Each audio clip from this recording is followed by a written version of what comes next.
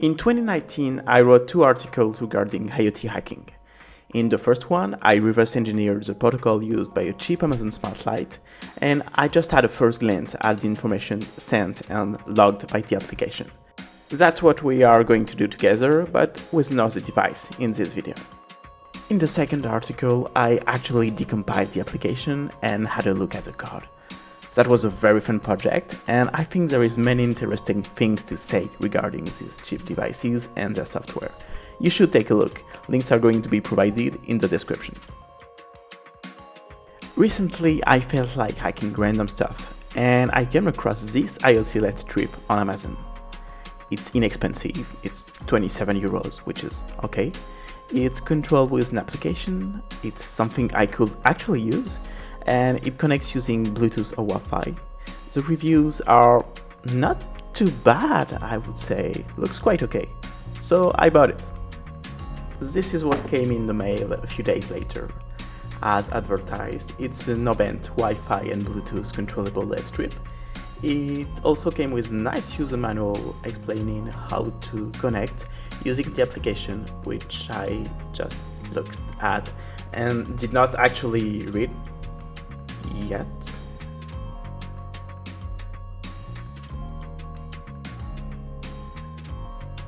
In the box was also a basic infrared remote.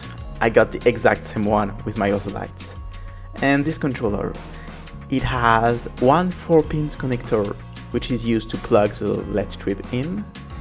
It has one infrared receiver for the remote.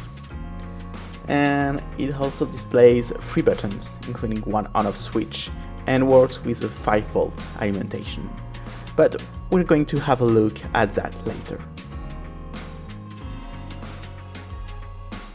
And here are the tools I chose to analyze the data coming in and out of this device.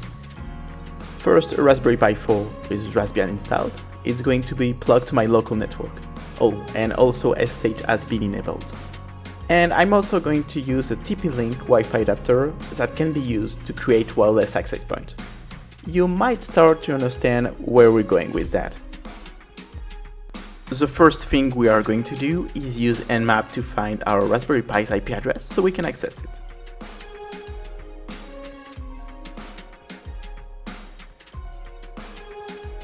Once we got it, we can simply log in using its IP address, SSH, and Raspbian's default credentials.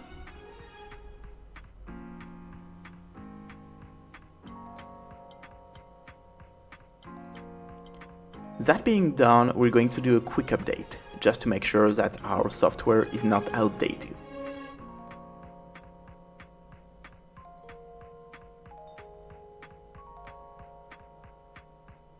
And then we are going to install 2 packages, hostapd and DNSMask. As you might have guessed, we're going to create a wireless access point on the Raspberry Pi, and we are going to connect the device to it so we can analyze the packets coming through. hostapd is the software that is going to be used to create a wireless access point, and DNSMask is going to be used as a local DHCP server so we can give IP addresses to the clients connecting to our access point. Next, we are going to configure hostapd, DNSMask, and the Wi-Fi interface so they can provide a local network access. We are just going to create a local network with no internet access for the moment. You can find all of the configuration files in the description. Finally, we're going to reboot our Raspberry Pi, connect again, and start the services that we have configured.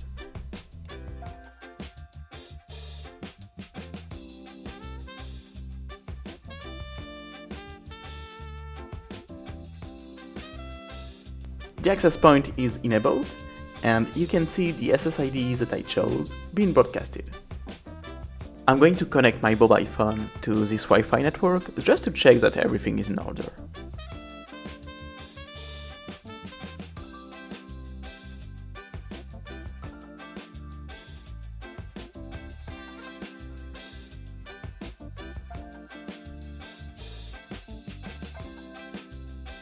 I can connect, that's perfect, and as we said, this is just a local network, so there is no internet access provided.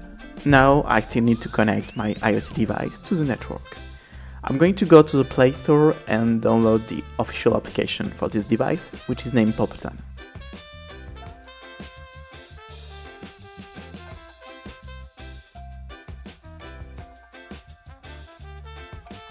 Once started, it's asking me to create an account, which I'm going to do quickly.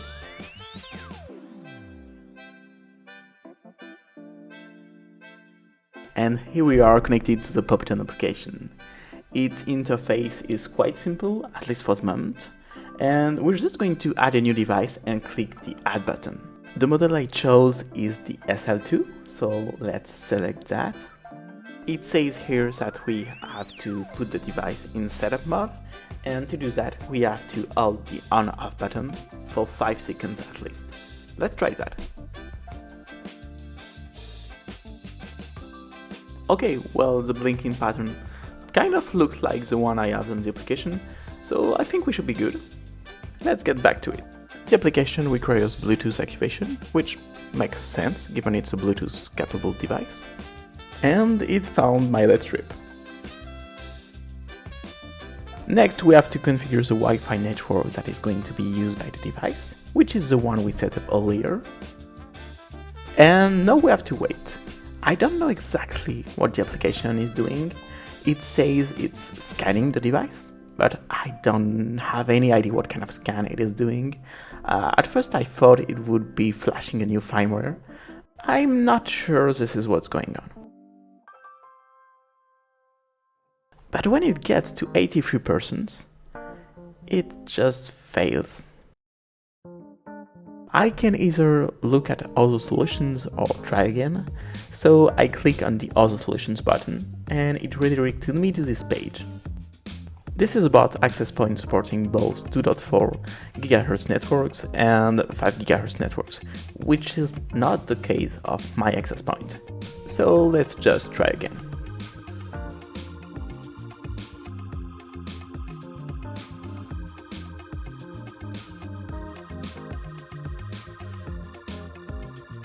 It failed again, but this time the application is giving me the choice of changing my pairing mode. So I can connect using what they call AP mode or access point mode.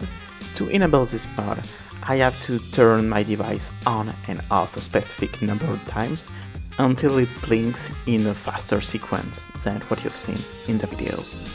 In this mode, the device is going to create its own wireless access point to which the application is going to connect in order to configure it.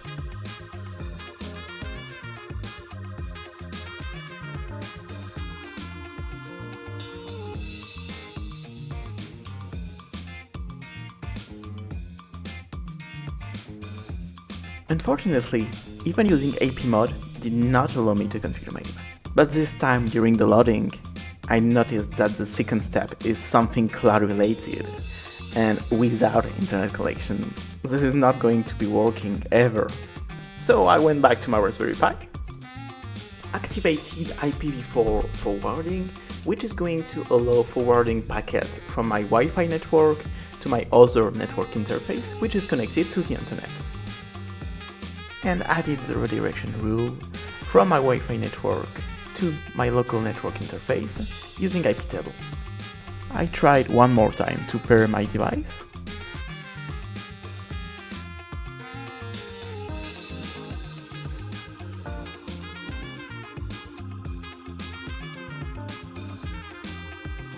And this time everything went.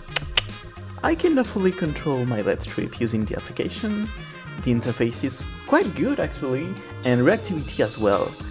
Truth be told, I was not expecting it to work that well, given the price I paid for it. And now the last thing there is to do for us is to start capturing packets coming through the Raspberry Pi so we can analyze them. I'm going to use T-Shark, which is a very light command line interface for the packet analyzer Wireshark.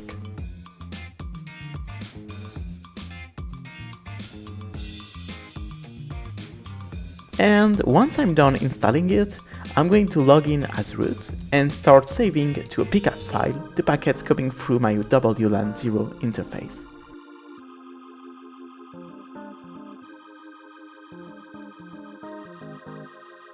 I'm turning the light on and off, and I'm changing the color just so I can have some packets to look at after.